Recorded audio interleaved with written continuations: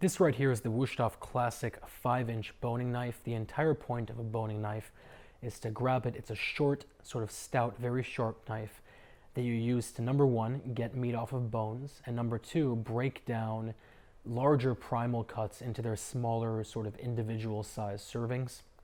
So that's the entire point of this design. It's designed and it's short and it's rounded in a way to where you don't cut any extra meat off than you don't need to.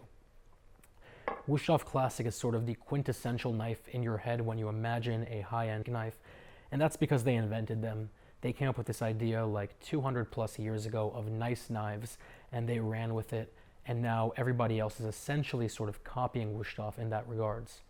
The one thing I always like to note about the Classic line, it is a traditional full bolster, which means this edge right here does not actually cut.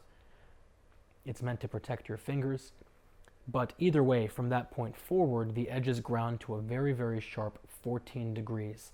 And these knives are made by hand, so that's one thing to consider. And the metal they use for the knife is their own proprietary blend. It's 58 hardness, which means it's hard enough to where you don't need to worry about the edge sort of dulling out that often.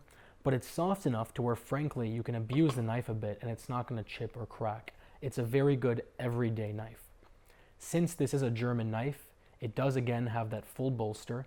It has a very substantial tang, and because of that, it feels nice in your hand. It feels very substantial in your hand. If you like that type of German knife, if you like having a heavier knife, you're going to love this. The handles are polymer. They are triple riveted on, what they're known for. And like I said, they are handmade and they have a full lifetime warranty. So again, if you like German-style heavier knives, the Classic line is great, especially because it's so sharp, sharper than Japanese knives. I'll put a link down to this guy below. If you guys have any questions, any comments, or any concerns, as always, let me know. And otherwise, I will talk to you very soon.